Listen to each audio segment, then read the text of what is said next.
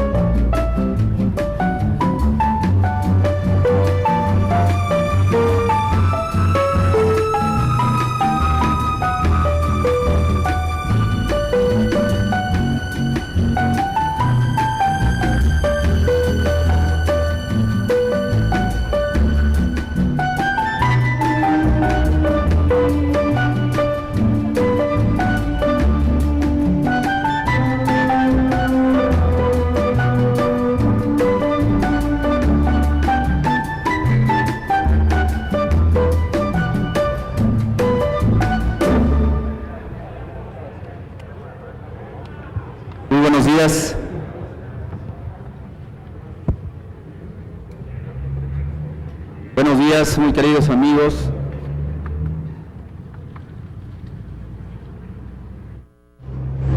Sean ustedes bienvenidos a todas las señoras y asistentes que tomaron sus asientos. Please take your seats as we're about to begin.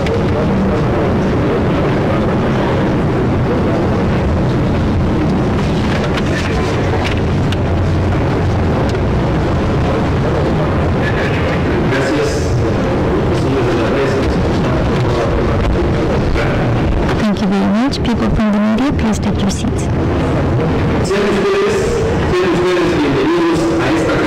Welcome to this, your house or school, El Colegio de México, or school, the headquarters of the academy that makes Mexicans proud of and which is opening its doors this day to carry on with the 4th Forum on Latin American Democracy. Thank you very much for your hospitality. This event is being organized with a lot of things to celebrate. The Colegio de México is 73 years old. It was created on October 8, 1940.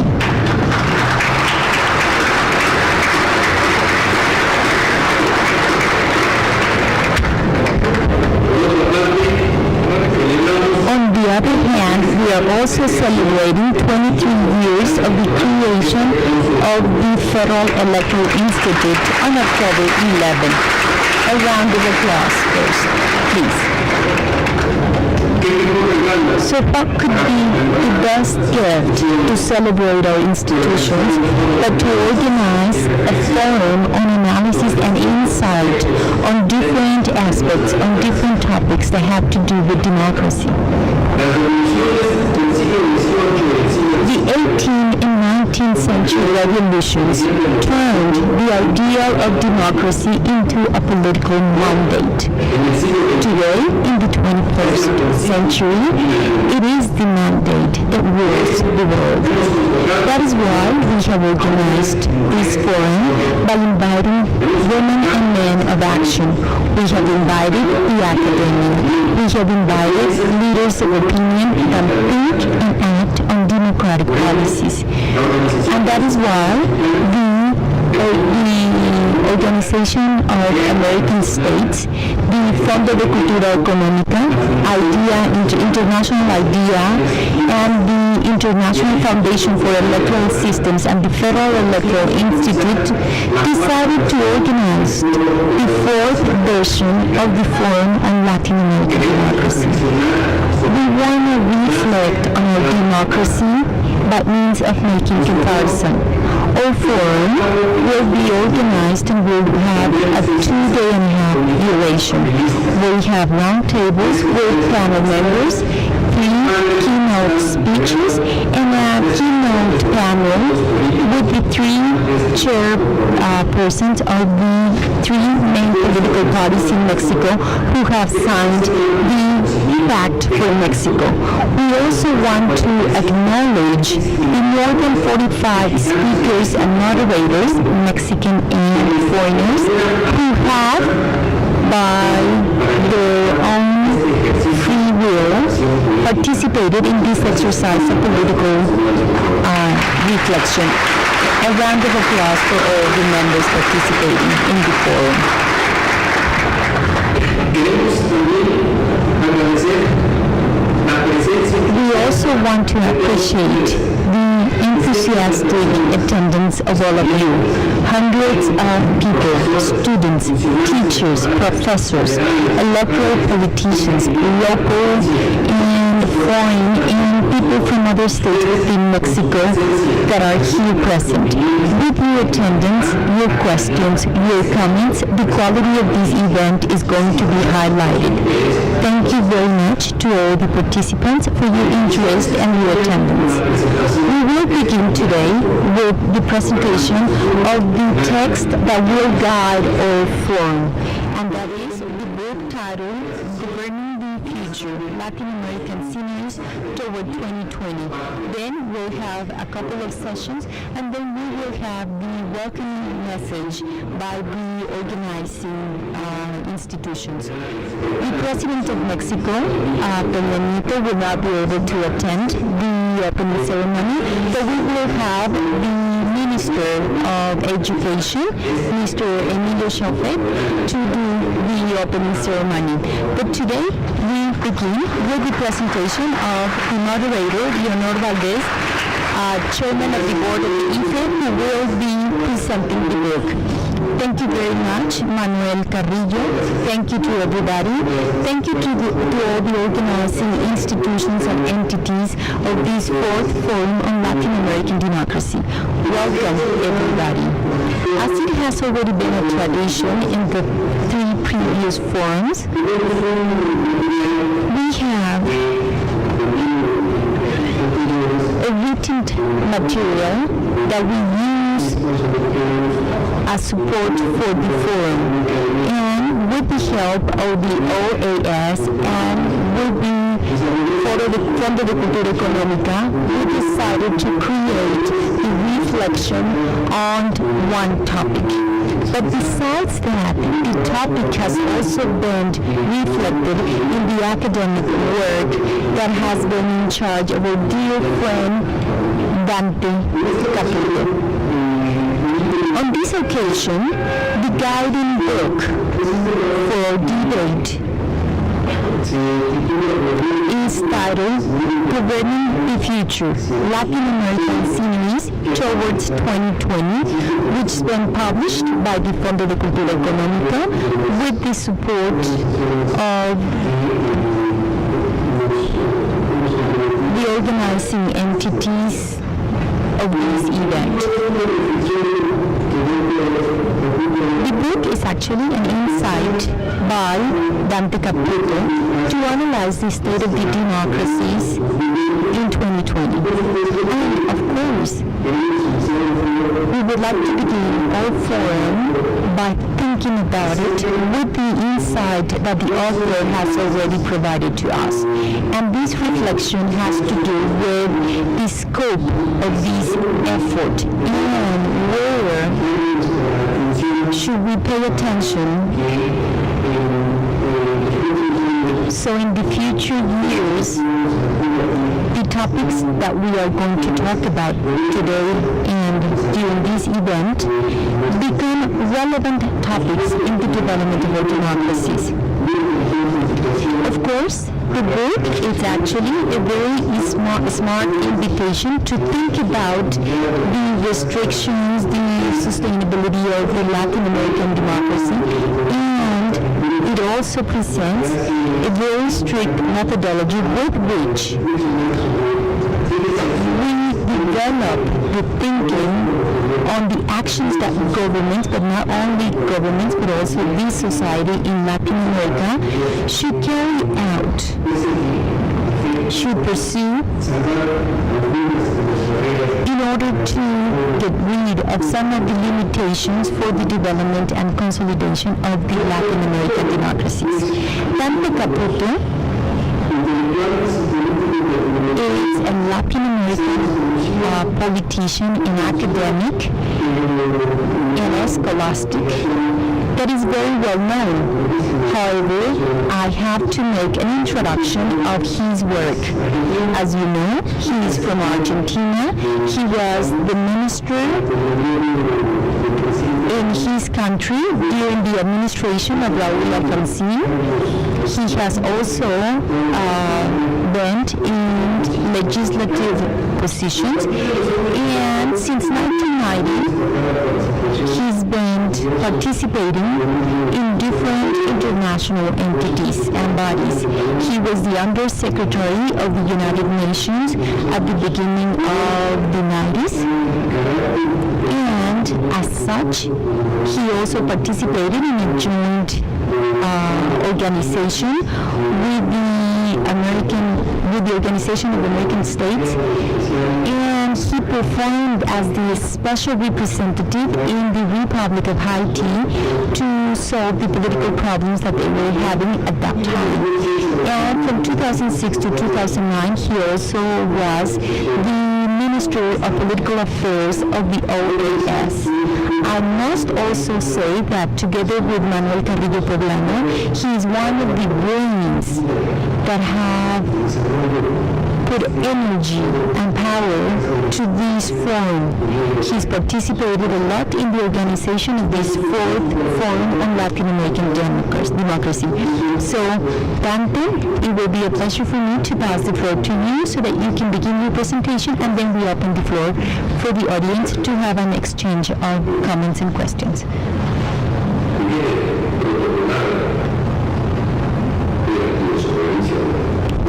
Thank you very much. I know that we have to follow the protocol, and by doing so, I would like to show my appreciation to the organizing entities. This is a project that began in 2001. Of course, for Europe, there's nothing good about it, that to be in 2013 still with the same project. However, for us, it is an exciting project. The fact that it is still here, that we have insisted on these topics, and that we've done it for 12 years, it's actually an achievement. And this achievement is due to the participation of several stakeholders that have changed from now and then, but that bet on the topic and who believe that the debate on democracy is an essential debate. Maybe the most important debate that we have currently in our societies. We began in 2001 with the United Nations, with the UNDP, and it was the very first presentation that was done with this type of work. It was very complex, it was very, very extensive, and it actually included two main topics. By the way, the state of democracy in our region, but it also included another initial debate. It was like the opening debate on the meaning that we were giving to the democratic regime.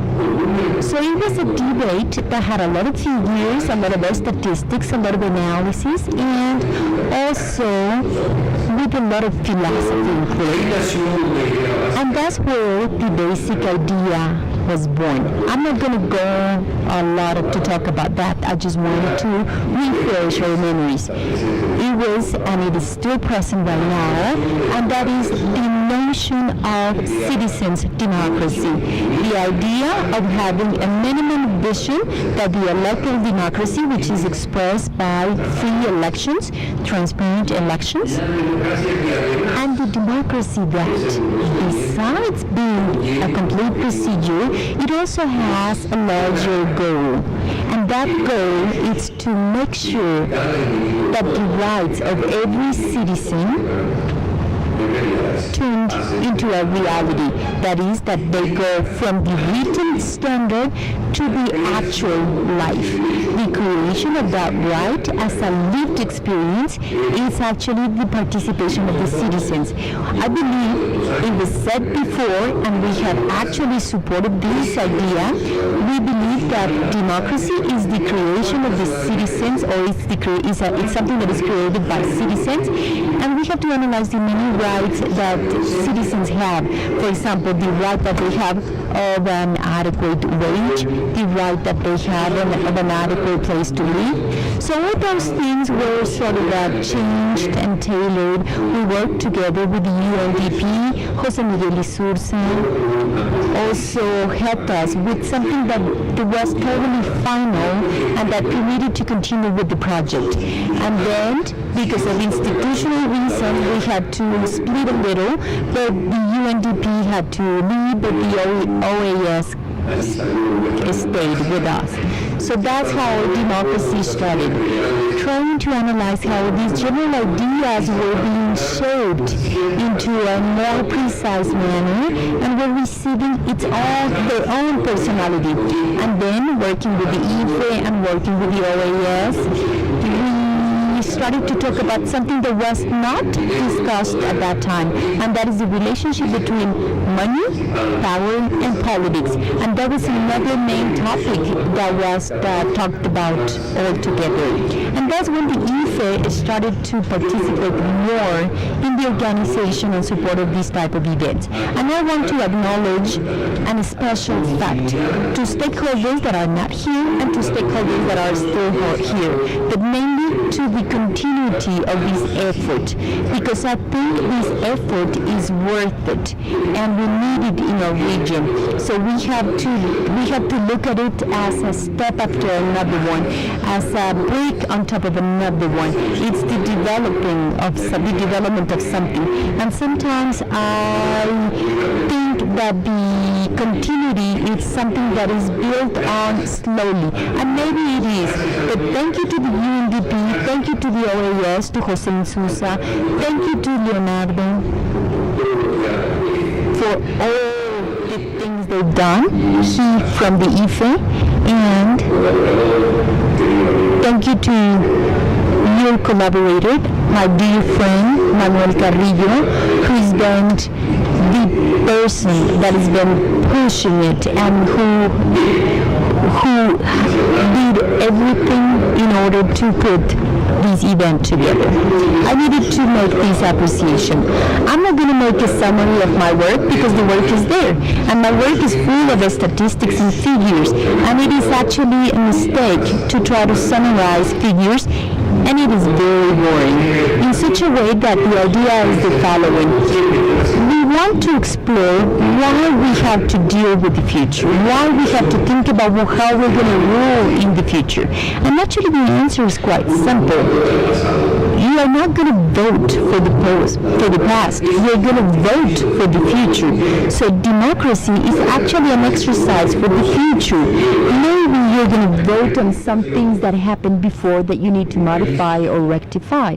For example, in my country, in 1983, when we had this problem with democracy, there was one vote that had to do with the punishment, that had to do with the age of repression. But that was something different, something special. Democracy has in its main body a promise, and a promise cannot be taken into the past. It has to be in the future. So when we talk about democracy, we not only fail to discuss about the future, but we also fail to anticipate on what's going to happen in the future and which are going to be the dilemmas in the future. Let's look at it this way. As an example, China, developing power. I don't need to explain it. You know very well that in 2016, their economy is going to be larger from the quantitative point of view than the U.S. economy. So China has its own defense project already defined through 2050. So we're talking about 37 years from now. Of course, they have the Chinese tradition, but there are other people that don't have a Chinese tradition, like the Brazilian people. They're closer to us. And Mangabeira worked in the ministry in 2009, if I remember correctly, 4 years ago, in a very important project that had to do with the future, that had to do with the most likely scenery in the future, which one of those were going to be negative, and what was needed to be done today so that would not happen, or the ones that we wanted to happen, or the Brazilians one, and which were the things and the policies that need to be developed and built up in order to reach that point. Another country that began talking about the future from an organic point of view is Mexico. The Pact for Mexico, it's a pact for the future. I remember very well in my country, my dear President Raúl Alfonsín, when I worked in his administration, that when things were coming real bad, when we had, for example, the elections, and we had problems that were more frequent than none, we decided that we needed to call for a national pact with all the political parties.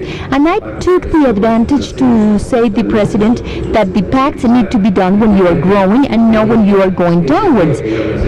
And the political party of Perón understood that that was not the point of time in which we had to do it. So we did not do it. And Mexico did the opposite way. Before taking into the presidency, during the 6 first months, previous months to taking office, the 3 most important political parties in Mexico were able to agree not on what's going to be the future or the decisions made in the future, but at least joint purposes and joint mechanisms together. And the most surprising thing is a few months later, that it is not for the local political, for today's political, for what is going to be done in 2017, 2018, it's already being executed. Exception made of the Brazilian case. Except for the Mexican case. I think that the Chilean, as they are very quiet, they think, and Jose Miguel is going to laugh, but I think that's the way they are. They think very carefully about the future, but they don't talk about it. They don't make it public. But knowing the capacity of the political parties in Chile, I don't think you can stay for 20 years in an agreement of all the political parties with success if you do not think about the future, the dangers into the future, and if you don't set up strategies for the future. I think that except for those 3 cases, strangely, or democracy rebirth in Latin America has not been accompanied of a careful analysis of which would be and which are going to be the risks and the future that we're going to have. I know this has to do with something else that we don't really yet understand as Latin American. And this is a topic that Eric Hofs, the great 20th century historian, analyzed very carefully in one of his books. In 1928, he wrote about the loss of historical notion for the man in the 20th century. And I'm going to take this opportunity to read a paragraph from his book. And the phrase that Hoffman, actually the paragraph that Hoffman uses to describe the fact that the 20th century man is out of time says as follows. What has happened during this century is because we have been able to analyze a world, how the past has lost its role, including the past into the present. The one in which all maps that guided human beings, either individually or together, through the path of life, do not reproduce the landscape where we used to move or the ocean where we used to sail. A world in which we don't not only know where we are going, but we don't know where we should go. this is not said by no one. I mean, this is being said by someone that has been maybe one of the greatest historians produced in the 20th century and about the 20th century. We don't know where we're going, and we don't know where we should go. So this is a serious issue for democracy. If a democracy that is something that is for the future doesn't know where we're going, doesn't know where things are taking us, and I put it to the age, okay? I put it on this side so that we take it into account. Where are things taking us and where we want to go? So we're doing a strange thing because we are deciding on a future that we don't know what it's going to be like, and we don't know where we want to go. But that's what we're doing. That's what we're choosing.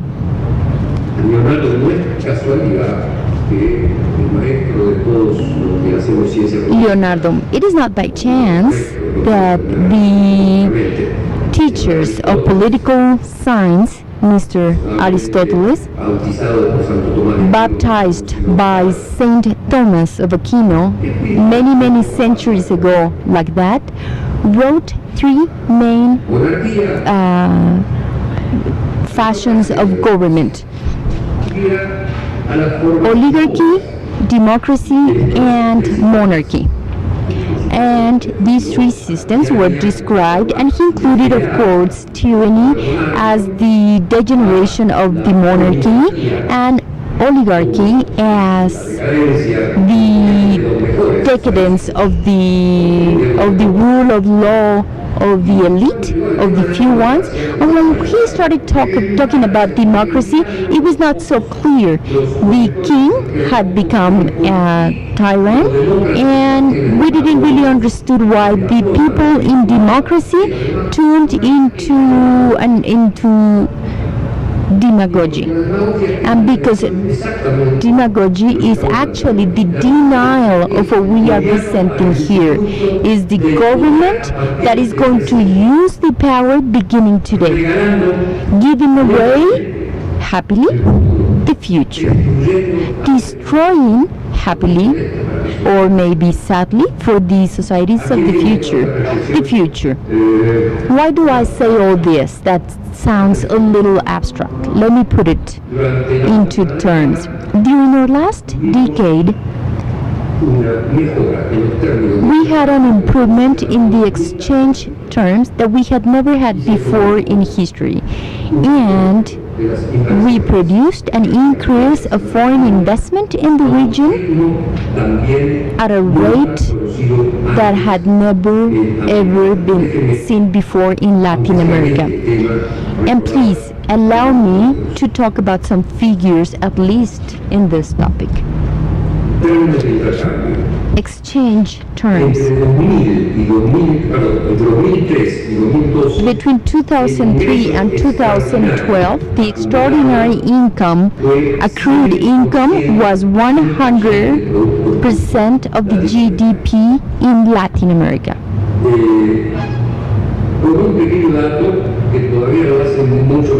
And I still have more information that makes it more important.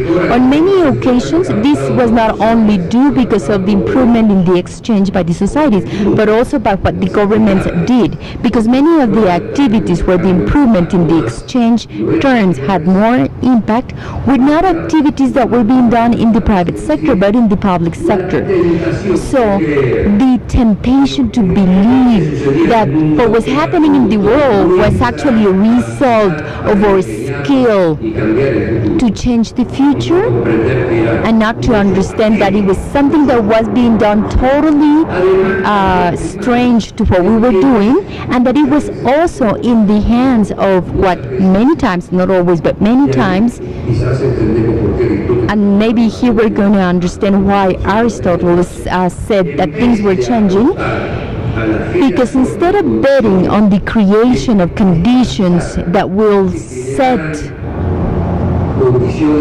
settle the regeneration conditions, the sustainability in the situation that we were going through at that time, we were able to look at the political use for personal benefit by some of the people in power that wanted, if it changed, that it should not be permanent.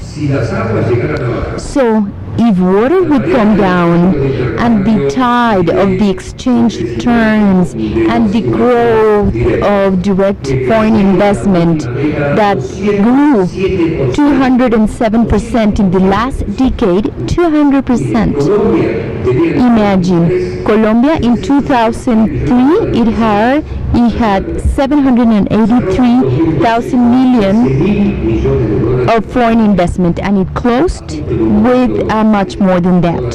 So do your adjustments and do everything you need, but the difference, it's just incredible. Brazil received in the last decade, remember the figure for foreign debt in Latin America?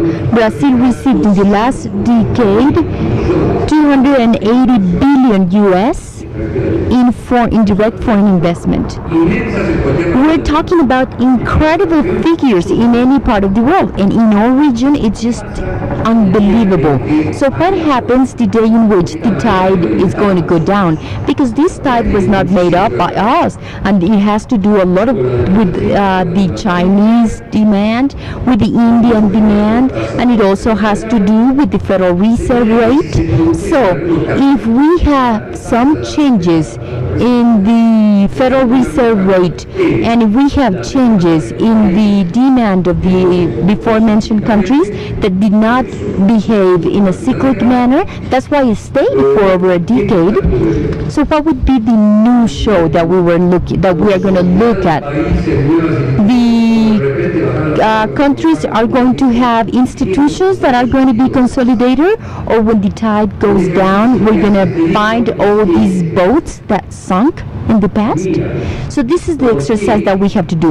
We have to analyze why this surplus decade, the very first one of the history of democracy since 1980. There's been no other decade in these last 30 years like this one. During this decade, which has been an exceptional one, we have to understand which have been its causes. And its causes have little to do with us. The faults have also little to do with us. The fact of not using it, of not actually taking advantage of what happened in Brazil, has to do with us. So to rule the future means to project the most likely scenarios of the situation that we have today. Is it going to continue? Is it going to improve? Is it going to get worse? If it gets worse, how is it going to get worse? What happens if the Federal Reserve goes up? As it seems it's doing, it continues rising the interest rates. What would be the impact on the investment? What would be the impact on the capital of the region? It's not necessary to have a lot of economical knowledge to know that the trend of the last 10 years is going to change at some time. In that case, what's going to be our reaction? You're going to see a very boring exercise in the last pages of our book, but the statistics and numbers and figures are boring. They're not made for entertaining purposes. But overall, and I would like to apologize, those are just conjectures.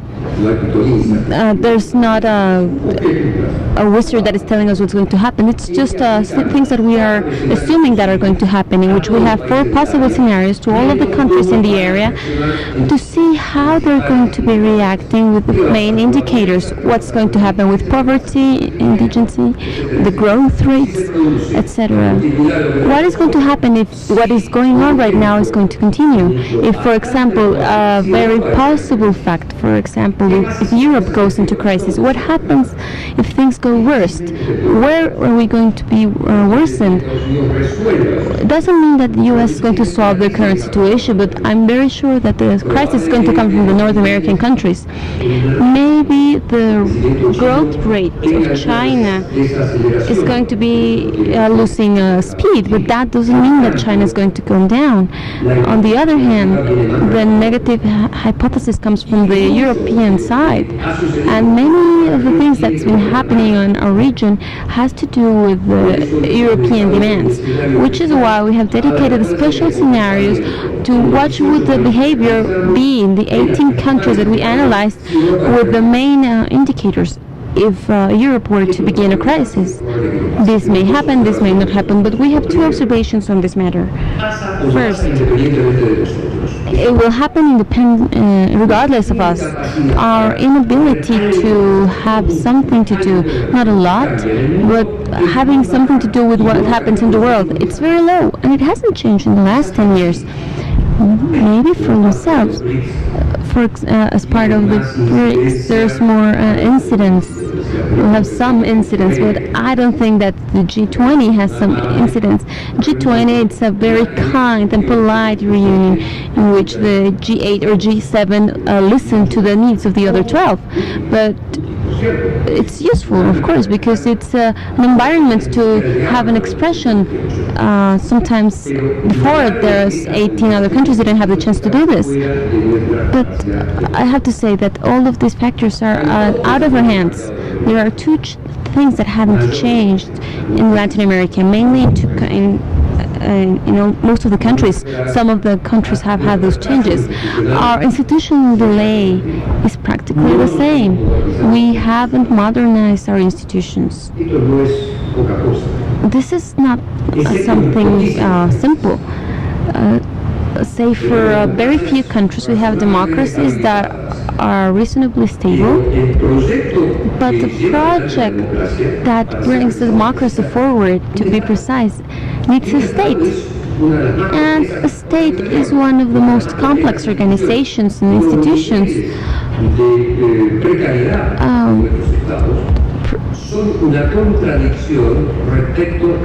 Those levels are a contradiction with regards to the possibility of putting in charge what the democracy and the leaders are promising. We have two problems. The democracy is a promise for the future, but we don't talk about the future. And the democracy is by definition the execution of changes and modifications by a group called government that is occupying an instrument that is called the state.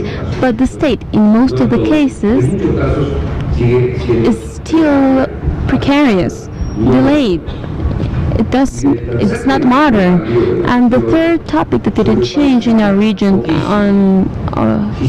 there's very few talk about it, and I believe that we don't talk about it because we don't like to talk about it in old-fashioned. If we talk about republic, we may sound like something from the 19th century.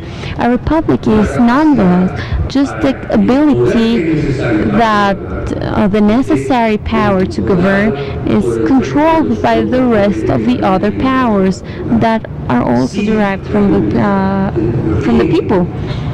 Without a republic, the demagogical risk increases. The democratic delay is even higher.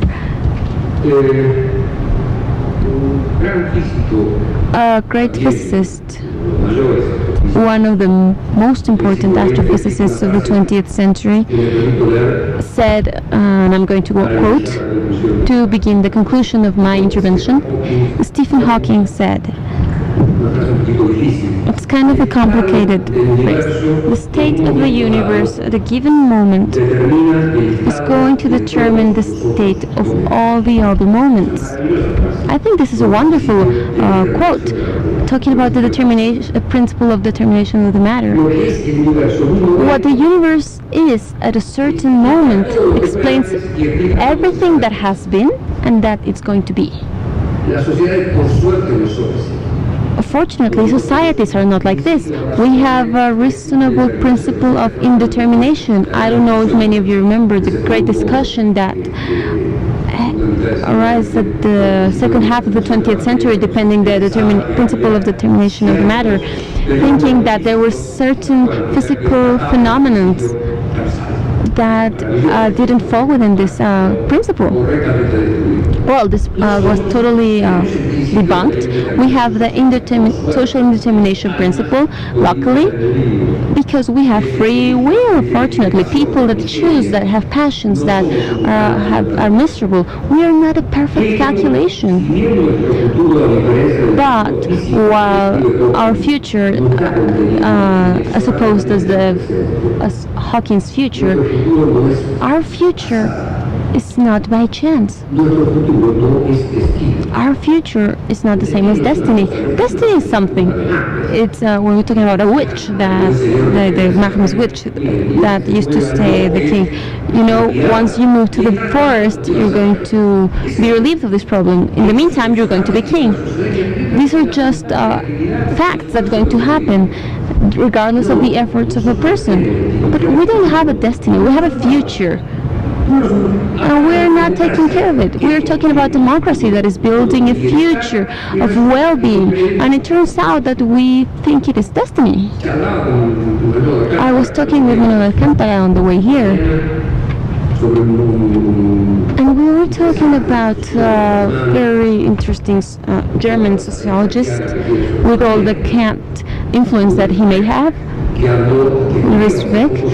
wrote a few times ago about the societies in risk. And he said, our project for the future has been progressively replaced by a construction project to our risk management project. We're talking about risk society, a society that's trying to avoid the insecurity that is spreading every day. The society that wants to avoid all kinds of risks that come from uncertainty, and that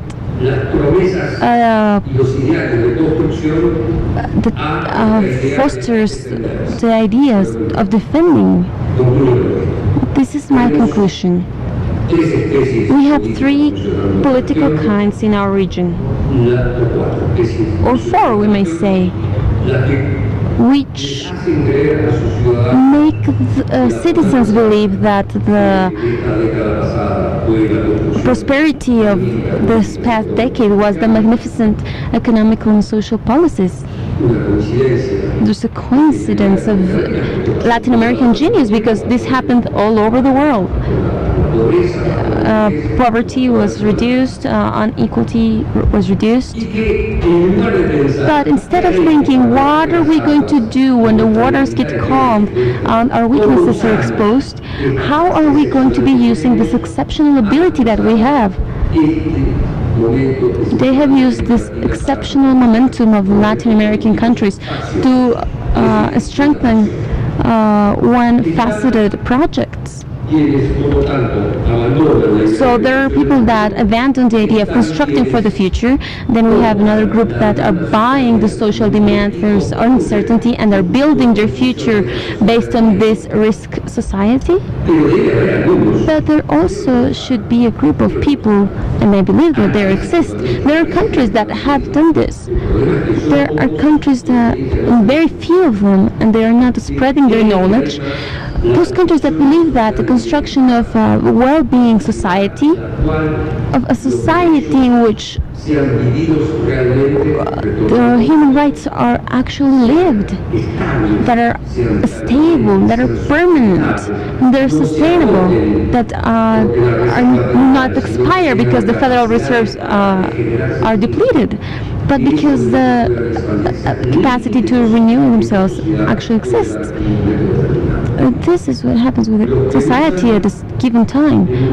There are societies that use the momentum that they have, those which are sheltering those fears and inventing these risk communities, and the third group that are taking advantage of this momentum to generate the transformation in Latin America. So renouncing to the debate of the future, on debating how the future is going to be, if the future is going to happen like this or like that. This can be changed. Renouncing to this debate on which are the best instruments that are going to help us to protect ourselves from the future and the negativities from it. And to create a debate of how my future is going to happen. This is making us renouncing to the debate which promotes this good things. A democracy is a project of transformation, of strengthening, of well-being. It's a project that we take forward. It's going forward that should make the basis of debate on our present. Thank you very much.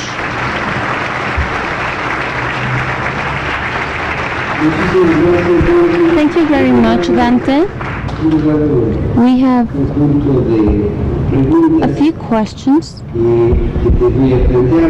that I'm going to make to hear your answers. The two first are from Roberto Beristain from the Federal Electoral Institute, and he asks, he challenges your proposal on thinking most about the future instead of the past. He asks, why should we consider that the past loses relevance? Roberto states that it is important to take a look at history as a main axis so that we don't make the same mistakes. That is where we strengthen our democracy. And the second question from a postgraduate student in electoral rights, she asks, what is your perspective for democracy in Mexico with the proposal of changing the electoral power into the fourth power? Regarding the first question, I don't think I disagree with you. I actually agree. Forgetting about the past, I believe it's one of the worst things that could happen to us. I think that Hope's quote says that there's a phenomenon being described that we don't have to look into the books for it, but we should look at the daily lives. What took us to the place where we are right now? Why are things the way they are right now? Every time there are less people or individuals that are conscious that there's a history behind them that has generated the actions and the things that are happening right now, and that we have to, of course, collect this knowledge. This is very rich knowledge. I'm not saying that we should forget about the past or history. I'm saying that most people have forgotten about history. There is an obsession on the present that is almost maddening. We are trying to annul time. Present is succeeded by present. A present is followed by another present. I don't know where this comes from. But when there is such an obsession, we are not understanding that today's present is yesterday's future, and there we have a game of words. We didn't understand that we could have had a different present if we had made an effort of understanding that we're essentially social animals and historical animals. We are social animals in the development of time. That makes us animals with a historical conscience. If we forget about this, we're in serious trouble. The second question, I cannot make an opinion on the fourth power, or if the electoral power is or not this fourth power. You must remember, Leonardo's story.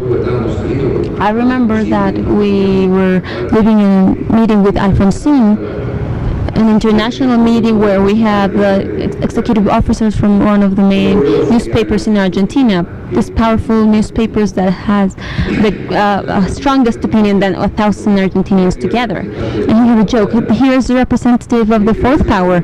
And this good sir said, I'm sorry, President, I don't know why you say fourth power.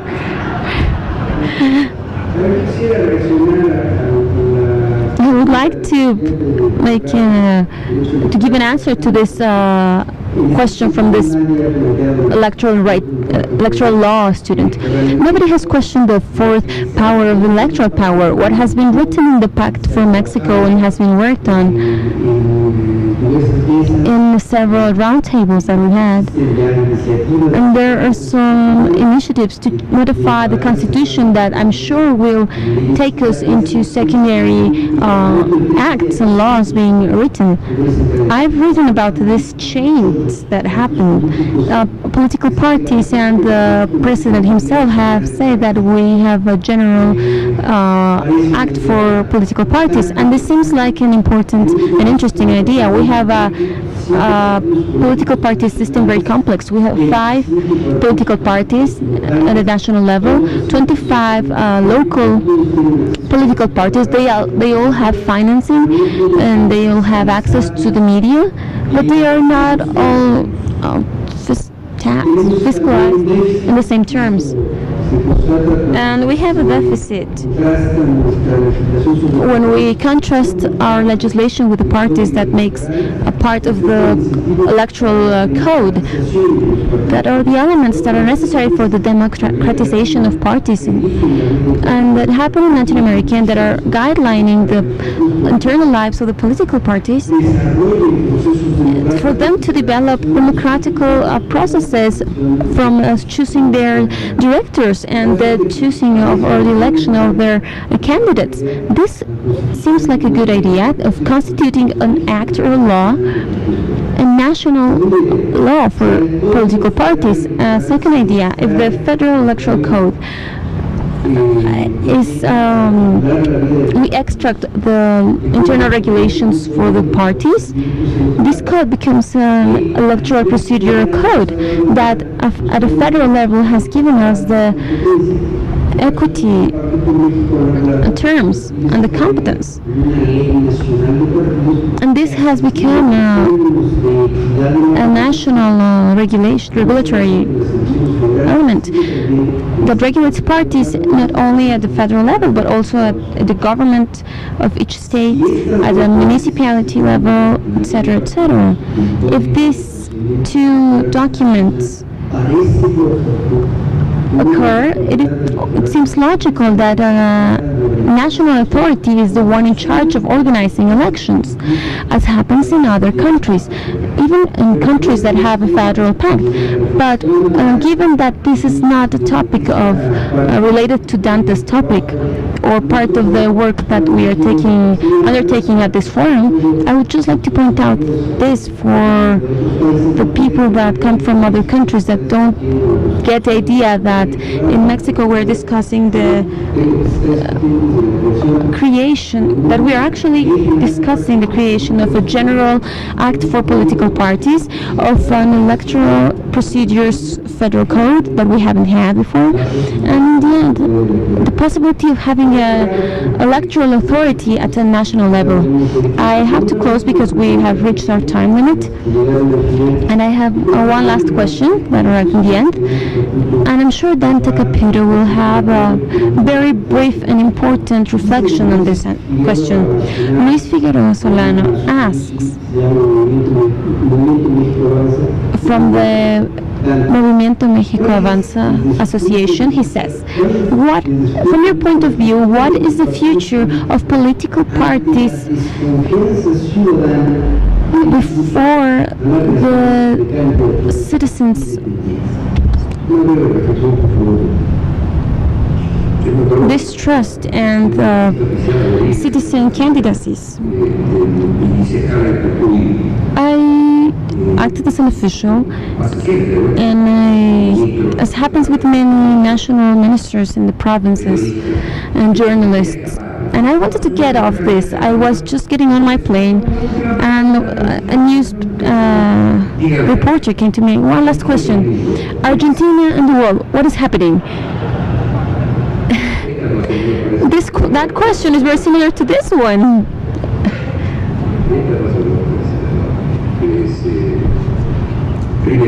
First of all, more than methodological or epistemological criteria, I think I should not make generalizations. Political parties are not the same.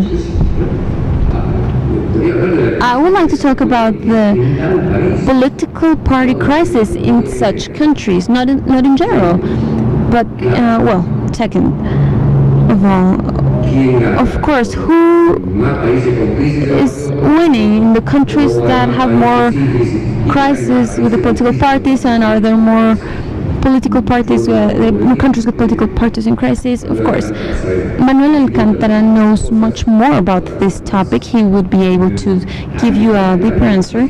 I believe that there's a crisis of representation. This representation crisis happens only with these parties, or is it a mix of the representatives, governments, and the parties, all mixed, that is causing this crisis? I believe that in the case of my countries that there's a representation crisis from the parties. There's a political party crisis going on. I'm teaching in France right now, and the news this week is how on Sunday there was an election in which the National Front of Marine Le Pen, daughter of Le Pen, as it is well known, a torturer in the past, an extreme right member, he won in the first round with 40% of the votes, and is going with the second round, where she has a great possibilities. But what I found the gravest here, and I'm sorry I'm not quoting a big celebrity or academic, but the newspapers, I think the response from the citizens, they were very conscious that this was a fascist party. No, they used to say, I'm not fascist. Je suis pas fasciste, that the French citizens would say. I'm not fascist, that's what would they say, but with the other parties, who am I going to vote for? This is not Latin America, it's France, right? With the revolution and everything that underwent Rousseau and the social contract, democracy, where Marine Le Pen wins. Summing up, just to close this, and thanking this possibility of giving my reflections on this topic, it is very dangerous to make generalizations. I believe that we shouldn't have a general observation. We should aim to understanding if there is a general response that may be generalized, or it should be a case-by-case analysis. The problem is serious, yes. I believe it is. It's very serious. I think I was just talking with Manuel that a book just came out, and you replaced those of your same generation. There's a book that is called Strange Contrasts of Political Parties. I don't think it's a work against political parties, but it's a reflection on the loss of representation of the political parties, starting from several arguments, but from one that is stronger than the others.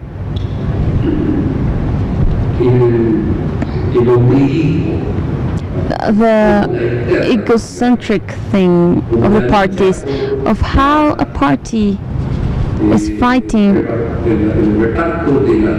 for dividing the internal positions in the parties, has become into the reason of being of these political parties, and how this is taking them away from this debate of the demand of the community for more well-being and better conditions. And I believe that in the case of my country, this is completely true. Each person will know if in their country an internal debate is always going to happen. There's always going to be internal elections. There's many people who are going to run for governor, representatives, president. But we should think if this is superior, if this is more, has a better priority on the purpose of the party. If this has more relevance for the political parties and the well-being of the citizens, then we're in a serious trouble. That is my conclusion.